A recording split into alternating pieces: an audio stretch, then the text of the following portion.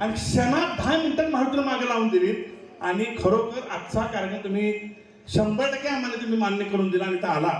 आणि शोभा वाढवली. खरोखर मी मनापासून तुमच्या सर्व कलाकारांचं गावकऱ्यांच्या वतीनं महिलांच्या वतीनं तुमचं अभिनंदन करतो.